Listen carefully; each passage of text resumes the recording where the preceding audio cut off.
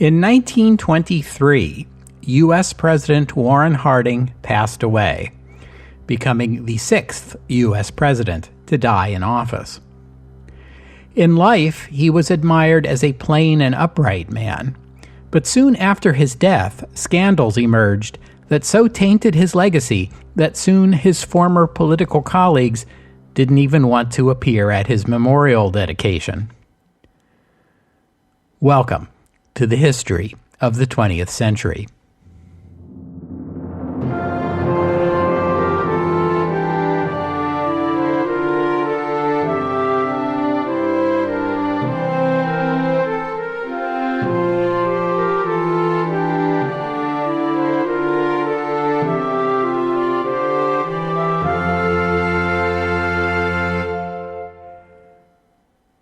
Episode 228, The Little Green House on K Street. Warren G. Harding had a self-deprecating sense of humor and sometimes questioned his own qualifications to be president. But for the first year and a half of his term, Harding seemed to enjoy holding the office, and things went pretty smoothly. That began to change in the summer of 1922. As problems began to mount. The U.S. economy had still not fully recovered from its post-war slump. Unemployment was high and wages falling. On July 1st, railway workers went on strike nationwide in protest against wage cuts. Harding himself was something of a moderate on labor issues. He believed there was a place for labor unions in the modern economy, and he attempted to mediate the strike with the support of Commerce Secretary Herbert Hoover and Labor Secretary Jim Davis, who were like-minded. The Harding administration came up with a settlement proposal that gave the workers minor concessions, but the railroad company executives, believing they had the upper hand, rejected the administration proposal. As was typical in labor disputes of the time, union membership was restricted to white workers, so the railroads invited African American workers to cross the picket lines, which led to violence. Harding's Attorney General, an old political crony from Ohio, Harry Doherty, in stark contrast with his cabinet colleagues, ardently opposed labor unions and accused the strikers of doing the work of Lenin and Zinoviev. On September 1st, Doherty's Justice Department obtained a sweeping injunction from a federal district judge in Illinois that barred the unions from striking or picketing or even gathering for public protests. The order flouted the First Amendment to the Constitution, but it was granted anyway, and it broke the strike. But at a political cost to the Harding administration, as the public was largely sympathetic with the strikers. The administration also had to deal with increasingly tense relationships with America's former allies, Britain, France, and Italy, all of which had substantial debts to the U.S. Repayment of those debts became a sore point in international relations. This is an important development, so I'm going to save it for a separate episode. In April of 1922, a U.S. Senator from Wyoming, John Kendrick, introduced a resolution raising questions about the Department of the Interior and its secretary, former U.S. Senator and petroleum magnate Albert Fall, whom we've met before in this podcast. Specifically, Senator Kendrick had just learned that the Interior Department had leased petroleum drilling rights from the U.S. Navy's Petroleum Reserve No. 3 in Wyoming, at a place known as Teapot Dome. In response to the Kendrick resolution, the Interior Department released documents to the Senate confirming that no-bid drilling leases had recently been awarded to Harry Sinclair's Sinclair Oil Corporation at Teapot Dome and Edward Lawrence Doheny Pan American Petroleum Company at Naval Reserves No. 1 and No. 2, both located in Southern California.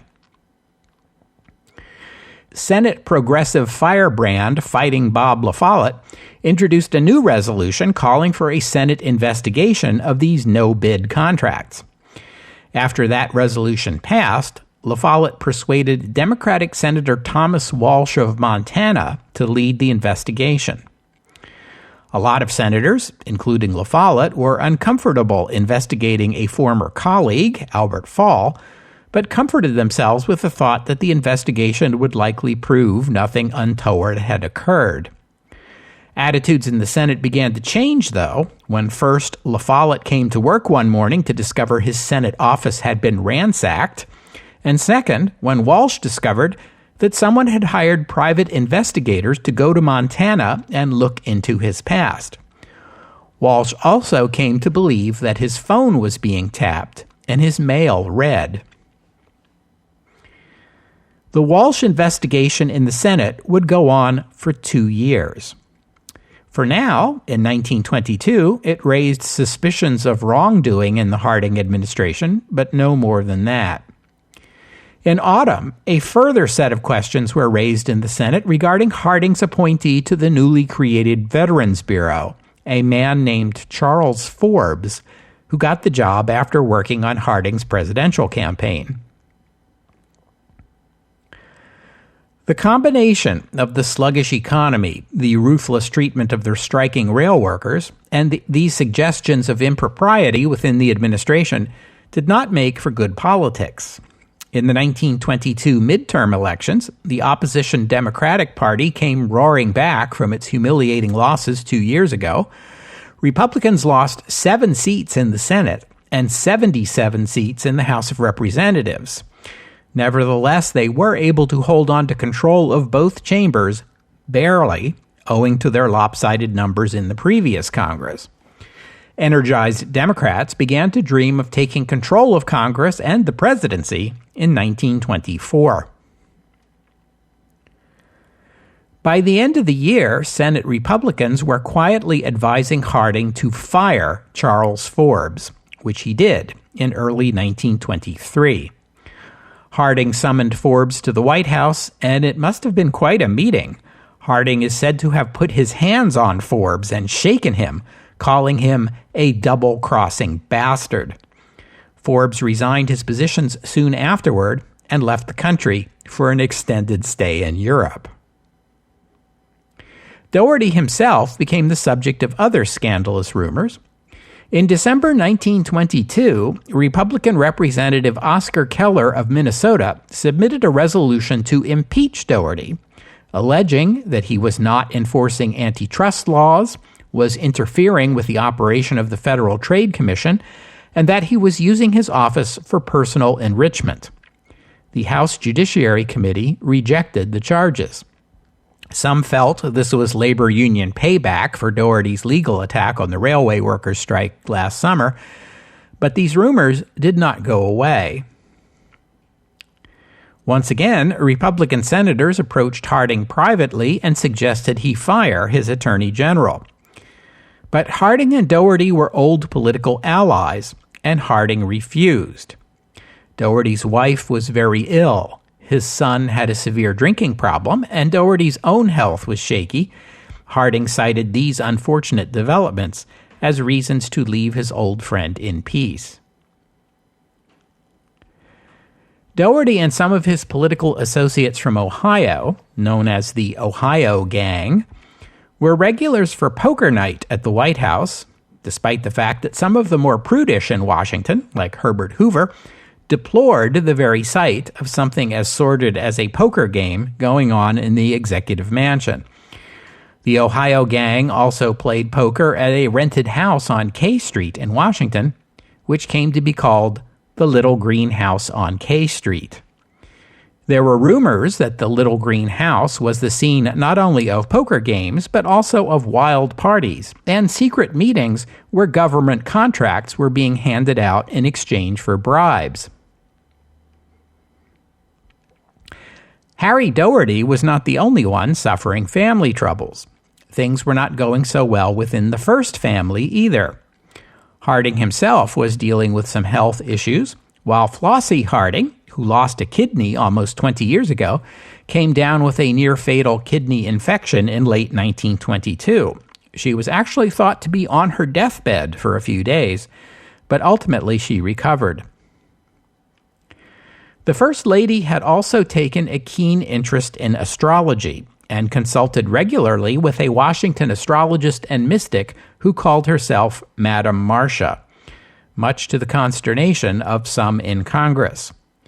There were rumors that astrological forecasts determined Harding administration policy.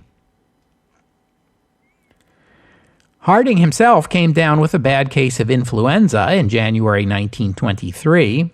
It hit him hard, and he never really recovered from it, leading historians in our time to speculate if something else, some second undiagnosed malady, had struck him at the same time, possibly a mild heart attack. After the flu passed, Harding showed signs of weakness and anxiety. He found himself unable to participate in one of his favorite recreations, a round of golf, as he lacked the strength to play for more than 9 to 12 holes. Rumors began to circulate that Harding might not seek re-election in 1924. Harry Doherty attempted to put these rumors to rest in March by publicly announcing Harding's candidacy for re-election. He went ahead and did this without Harding's consent, although Harding did not repudiate the announcement. Charles Forbes formally resigned his position as director of the Veterans Bureau on February 15th of that year. And though Harding clearly knew something was wrong at the Bureau, he did not publicly accuse Forbes of wrongdoing or distance himself from his appointee. 2 weeks later, on March 2nd, the Senate voted to open an investigation of the Veterans Bureau. The next day, March 3rd, Albert Fall resigned as Secretary of the Interior. 2 weeks after that, on March 14th, the General Counsel at the Veterans Bureau, a man named Charles Kramer, a longtime associate of Charles Forbes, shot himself in the head with a .45 caliber pistol in the bathroom of his home on Wyoming Avenue in Washington. He died instantly. Police found a newspaper clipping in his bedroom. It was an article about the upcoming Senate investigation into the Veterans Bureau. That spring, the administration announced plans for the first ever presidential visit to the Alaska Territory, to be made in June. The governance of this territory was a source of some friction within the administration, since multiple government agencies had overlapping responsibilities in Alaska. Albert Fall, when he was Interior Secretary, pushed for his department to take over administration of Alaska's vast natural resources and fast-track the sale of mining and drilling leases to private interests, just like he had with those naval reserves. So the Alaska trip was officially an opportunity for the president to examine the situation in the territory firsthand before making any decisions. Unofficially, it was an opportunity for the pale and haggard president to get away from Washington and his burdens there and take a little vacation.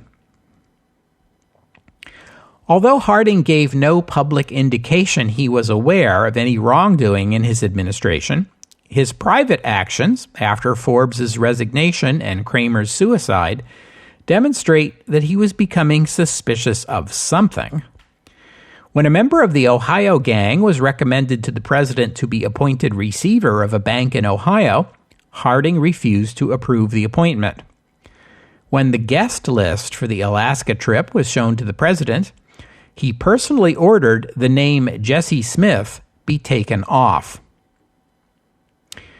Jesse Smith, usually known as Jess, was another member of the Ohio gang, a close associate of the Attorney General, Harry Doherty, who had put Smith's name on the guest list for the Alaska trip in the first place.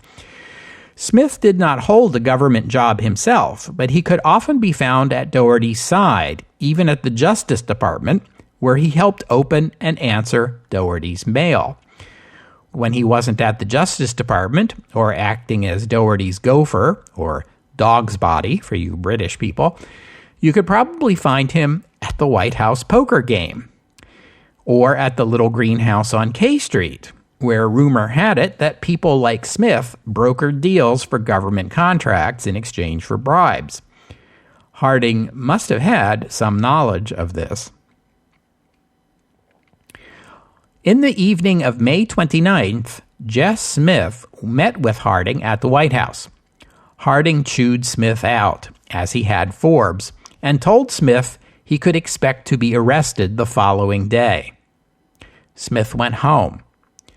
That night, he burned all his personal records, and the following morning at about 6:30 a.m., he shot himself in the head. The Smith suicide was the last straw. It was no longer possible for anyone, least of all Warren Harding, to deny something was seriously wrong within his administration. Publicly, Harding and Doherty insisted all was well. They attributed Smith's suicide to poor health — he was 52 years old and diabetic — and to financial reversals. Privately, the president, the first lady, and the attorney general were distraught. Journalist William Allen White later reported that Harding had confided to him that, quote, "I have no trouble with my enemies. I can take care of my enemies all right. But my damn friends, my goddamn friends, they're the ones who keep me walking the floor nights." It was in these troubled circumstances that Harding undertook his presidential visit to Alaska in June 1923. Harding's doctor thought at first the trip might be good for him, but when he saw the final itinerary, with all the stops and all the speeches the president's political advisors added in with an eye toward his 1924 re-election campaign, he changed his mind and recommended against it. Just before leaving, Harding sold his newspaper, the Marion Star, and had a new will drawn up. Harry Doherty took care of the legal work. In hindsight, some people point to these moves as evidence Harding had some premonition of what was to come, but we can't say for certain. Journalists accompanying the presidential party commented that the mood on this excursion was more somber than on past trips. The route took them across the U.S. by train, with frequent stops for speeches. One of Harding's policy projects of the time was to push for the U.S. to join the Permanent Court of International Justice, a body created by the Treaty of Versailles and the League of Nations. Harding still opposed U.S. membership in the League, but believed in the mission of the court to adjudicate international disputes peacefully. Nevertheless, neither Harding nor any of his successors, Coolidge, Hoover, or Franklin Roosevelt, were able to convince the Senate to approve membership. Harding reached Tacoma, Washington on July 5th, and then boarded USS Henderson, a troop transport built during the late war, to travel up the Pacific coast to Alaska. Along the way, the presidential party marveled at the sight of a 10 p.m. sunset, while the U.S. Navy band regaled them with America's latest hit song, "Yes, We Have No Bananas." It was on this leg of the journey that Harding called his Commerce Secretary, Herbert Hoover, to his private cabin. Hoover was not normally a presidential confidant, though he was popular and had a reputation as a straight arrow. Harding asked Hoover to tell him, hypothetically, what he would do if he were president and became aware of wrongdoing within his administration. Hoover replied that he would make the information public and at least get the credit for integrity. Then Harding confided to Hoover that Jess Smith had been near to arrest at the time he killed himself. Hoover asked Harding if the Attorney General was implicated, but at that point, Harding changed the subject. In Alaska, Harding stopped at Metlakatla, Ketchikan, Wrangell, and Juneau, the territorial capital. Then he went on to Skagway and Seward, and from there by train to Anchorage and Fairbanks, where Harding delivered a speech to a crowd of about 1,500 people in 94-degree weather. On the return trip, Harding grew increasingly morose. He couldn't sleep, which might have been a symptom of the long daylight, and spent hours walking the deck of Henderson and playing cards. The doctors gave him sedatives, but they didn't help.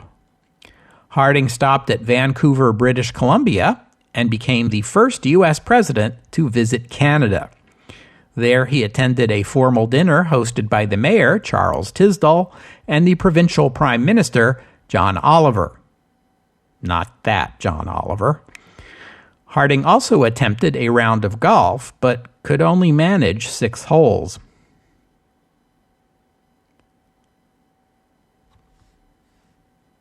Harding arrived in Seattle on July 27th, where he gave an outdoor speech at the University of Washington, again in high temperatures. He told the crowd about his trip to Alaska and announced he had decided against a rapid exploitation of Alaska's resources in the manner recommended by Albert Fall. He predicted Alaska would one day become a state, a prediction that would be proven correct 35 years later. But he struggled to deliver this speech. His voice lacked strength, and once he slipped and referred to Alaska as Nebraska. From there, the president went on to San Francisco by train. The plan was to continue down the California coast to San Diego and then return to Washington by ship via the Panama Canal. But in San Francisco, Harding's condition took a turn for the worse. At 7:30 p.m. on the evening of August 2nd, 1923, Harding was in bed, propped up on pillows, while Flossie read him a flattering profile of him that had just come out in the Saturday Evening Post. It was entitled, "A Calm Review of a Calm Man." When she stopped to adjust his pillows, the president told her, "Go on, read some more." Those would be his final words. A moment later, he began convulsing. Doctors were hastily called, but within minutes, the president was dead. He was 57 years old. The doctors attributed his death to a stroke, although Mrs. Harding would not permit an autopsy. In our time, it is considered more likely that the cause of death was a heart attack, but no one knows for certain. The president's death was a shock to the nation. He was broadly popular and respected. Concerns about his health had only become public knowledge a few days earlier, and yesterday's newspapers had declared he was getting better. The front pages of tomorrow's newspapers would be bordered in black. Harding's body was returned to Washington by train, where it lay in state in the Capitol Rotunda. Afterward, it was returned to Marion, Ohio, for burial. Warren G. Harding was the 6th U.S. president to die in office and the first to die of natural causes since Zachary Taylor in 1850.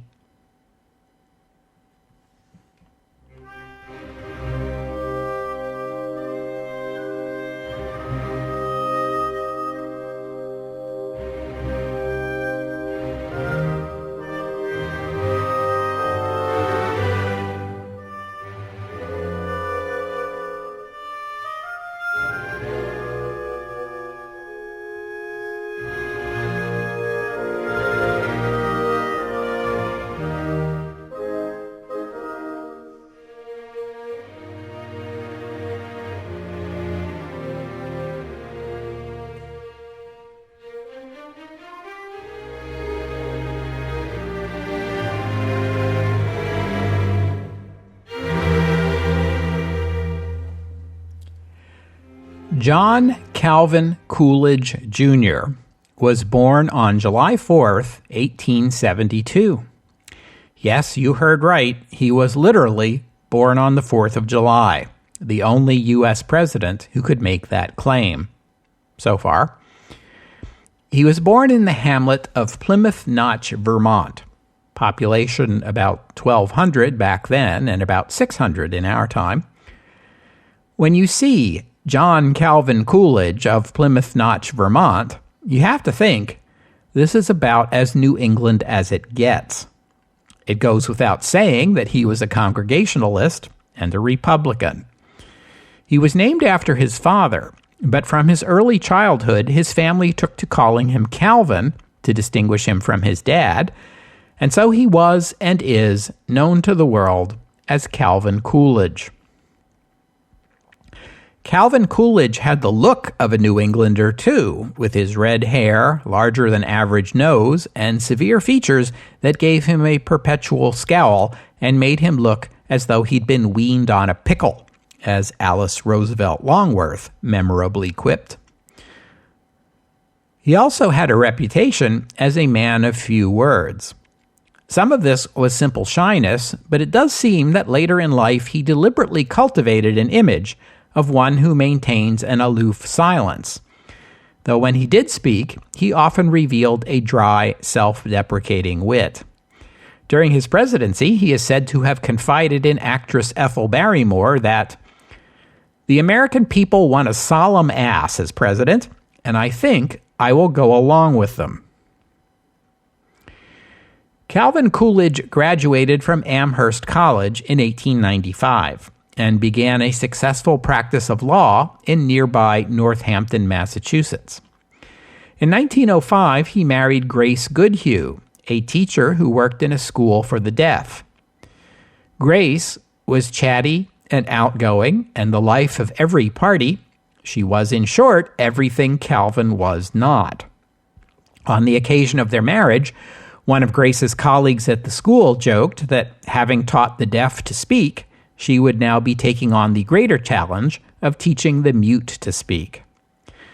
Calvin and Grace would have two sons, John, born in 1906, and Calvin Jr., born in 1908. After his marriage, Coolidge began to be involved with the local Republican Party, and over the next 15 years served as mayor, state legislator, lieutenant governor, and finally governor of Massachusetts. He was seen as a progressive at first, but became more conservative as he got older. Georges Clemenceau would surely have understood. Coolidge declined to follow Theodore Roosevelt out of the Republican Party in 1912. And as you already know from episode 203, it was when he was governor of Massachusetts that Coolidge first came to national attention with his sharp rebuke to AFL head Samuel Gompers. There is no right to strike against the public safety by anybody, anywhere, anytime. This was uncharacteristically brash talk coming from Calvin Coolidge, and he immediately regretted it. Massachusetts was a state with a strong labor presence, and he had just publicly slapped in the face America's leading labor leader. He told a friend, "I have just committed political suicide." He was wrong about that. In fact, the opposite happened. His rebuke made him into a national hero and won him a surprise Republican nomination for vice president in 1920. It was during his tenure as vice president that you began to hear the jokes about Calvin Coolidge, like the Alice Roosevelt Longworth quote I already read to you. This is when he gained the nickname Silent Cal. There's a story that is probably apocryphal but is widely repeated, that a guest at a dinner party sat next to the vice president and told him that someone had bet them they couldn't get more than 2 words out of Calvin Coolidge. Coolidge is supposed to have responded, "You lose." When he attended public events, he went unnoticed. When he identified himself as vice president, the response was often, "Of what?" Coolidge signed up with a booking agency for public speakers, only to be told the agency couldn't find anyone interested in booking a speech by Calvin Coolidge, who was a spectacularly dull public speaker. He did regularly attend Warren Harding's cabinet meetings, although he hardly ever said anything there either. And this was the state of things in early August 1923. While President Harding was on his much-anticipated Alaska tour, the vice president and his family were on vacation in Plymouth Notch. where they were staying with Coolidge's now 78-year-old widowed father in the house Calvin had grown up in. Even in 1923, the Coolidge homestead did not have a telephone, electricity, or running water. Calvin and Grace went to bed about 10:30 on the evening of August 2nd. Half an hour later, a messenger arrived with a telegram. The elder Coolidge ran up the stairs calling his son's name. The only times Calvin could ever remember his father becoming this agitated was when there had been a death in the family, so he was prepared for grave news, but it still came as a shock. The telegram was from San Francisco. President Harding was dead. Calvin and Grace got dressed again and came downstairs. As the news spread, a number of local people called at the Coolidge home, including Porter Dale. He was a Republican who represented the Vermont 2nd District in the U.S. House of Representatives. Dale wanted to be sure Coolidge had heard the news. Once that was established, Dale expressed concern about leaving the office of president vacant too long and urged Coolidge to take the oath of office as soon as possible. The elder Coolidge was a justice of the peace and a notary public. A debate followed over whether a Vermont state official had the authority to administer the presidential oath of office. It was decided that yes, he did. John Coolidge insisted on going upstairs to change clothes and shave, then returned to the family parlor. At 2:47 a.m. on August 3rd, 1923, by the light of 2 kerosene lamps, John Coolidge swore in his son as the 30th President of the United States. At dawn, Albert Harvey, the United States Marshal for the District of Vermont, arrived on the scene. He deputized a few local men from Plymouth Notch to serve as Coolidge's temporary bodyguards until the Secret Service could take over.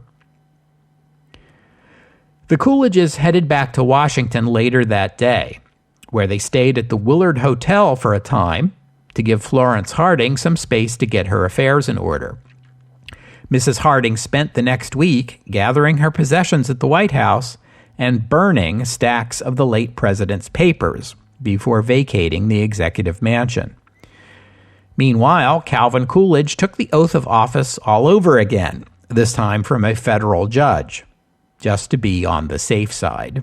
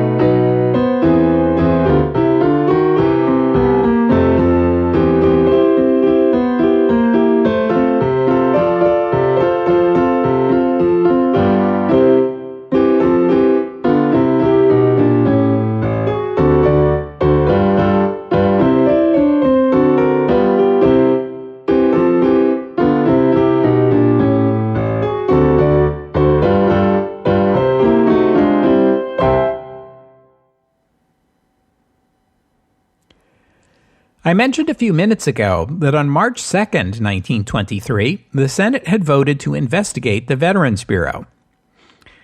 That was actually the old Senate of the 67th Congress, the one elected in 1920. 2 days later, on March 4th, the 67th Congress ended. The new Senate of the 68th Congress, the one elected in 1922, took on the task. For the first 6 months, Senate committee staff undertook the investigation, which went along quietly through the summer, the death of the president, and the installation of his successor. On October 22nd, the Senate Investigating Committee began public hearings. The star witness was a man named Elias H. Mortimer, an employee of the Thompson Black Construction Company of St. Louis. The Veterans Bureau had been allocated hundreds of millions of dollars by Congress to build veterans' hospitals. Mortimer testified that he and his wife Catherine had taken Charles Forbes, the Bureau director, on an extended tour of the western United States, ostensibly to inspect potential hospital sites. Mortimer paid all of Forbes's expenses, took him on a vacation trip to Atlantic City, and arranged several meetings between Forbes and executives of Thompson Black. Ultimately, Forbes, whose government salary was $10,000 per year, was paid $5,000 to give Thompson Black preferential treatment in the awarding of construction contracts. Later, a more elaborate arrangement was worked out under which Thompson Black and another construction company would coordinate their bidding with the Bureau, while Forbes would make sure the two companies got an even split of all the contracts. In exchange for this, Forbes would be paid 1/3 of the profits from these contracts. But this wasn't enough graft for Charles Forbes. He also had a hand in the acquisition of land for the new hospitals. In one case, the Bureau paid $105,000 for a plot of ground in San Francisco estimated to be worth $20,000, in exchange for which Forbes and Charles Kramer, the Bureau's general counsel, that man who later killed himself, split a $25,000 kickback. It still wasn't enough for Forbes. In November 1922, Forbes arranged for the sale of an estimated $3 million worth of surplus hospital supplies left over from the war to a Boston company called Thompson and Kelly in a secret no-bid contract for $600,000, which was 20% of what they were worth. It was this last deal that came to the attention of President Harding and led to Forbes being forced out of his job at last. Charles Forbes, whose salary, remember, was $10,000 per year, took in an estimated $2 million in ill-gotten gains on the side during his tenure at the Veterans Bureau. Meanwhile, while all this was going on, the Veterans Bureau, which had over 30,000 employees, approved only 47,000 disability claims from veterans of the war. It rejected over 5 times as many claims, often for reasons the Senate investigators characterized as hair-splitting. Senate investigators revealed that on the day Forbes resigned, the Bureau was in possession of over 200,000 unopened letters from veterans. And by the way, the reason Elias Mortimer became so cooperative with the Senate investigation was that during those Western tours Mortimer took Forbes on, Forbes began an affair with his wife, Mrs. Mortimer. The affair led to the breakup of both the Mortimer and Forbes marriages and left Mr. Mortimer in a mood to speak his mind. Though the Veterans Bureau scandal was a doozy, it was just a warm-up. An even bigger scandal was about to come to light, which we will get into next week, but we'll have to stop here for today. I thank you for listening, and I would especially like to thank Rika, Jeff, and Yoel for their kind donations, and thank you to Carolyn for becoming a patron of the podcast. Donors and patrons like Rika, Jeff, Yoel, and Carolyn help cover the costs of making this show, which in turn keeps the podcast available free for everyone. So my thanks to them and to all of you who have pitched in and helped out. If you would like to become a patron or make a donation, just visit the website, historyofthe20thcentury.com, and click on the PayPal or Patreon buttons. The podcast website also contains notes about the music used on the podcast. Sometimes it's my own work, sometimes it's licensed, but many times the music you hear here is free and downloadable. So if you hear a piece of music on the podcast and you would like to know more about it, including the composer, the performers, and a link to where you can download it, that would be the place to go. While you're there, you can leave a comment and let me know what you thought about today's show. And I hope you'll join me next week on the history of the 20th century as we return to the Harding administration scandals with Teapot Dome. Next week, here on the history of the 20th century. Oh, and one more thing. Charles Forbes, the disgraced former director of the Veterans Bureau, served 1 year and 8 months at Leavenworth Penitentiary. After his release in 1927, he would defend the memory of Warren Harding, arguing that Harding was an innocent man guilty of nothing more than having been duped by his friends, but never personally benefiting from any of their crimes. Forbes also took up the cause of his cellmate at Leavenworth, Dr. Frederick Cook, the man who claimed to have reached the North Pole in 1908, a year before Robert Peary. You may recall Dr. Cook's story from episode 52. I told you then that he was convicted of stock fraud in 1923, and so he was. He was sent to Leavenworth to serve his sentence, along with Charles Forbes, and here he is again. Charles Forbes died in 1952 at the age of 74. Frederick Cook served 7 years in Leavenworth and was released in 1930. In 1940, he received a presidential pardon from Franklin Roosevelt, shortly before his death that same year at the age of 75.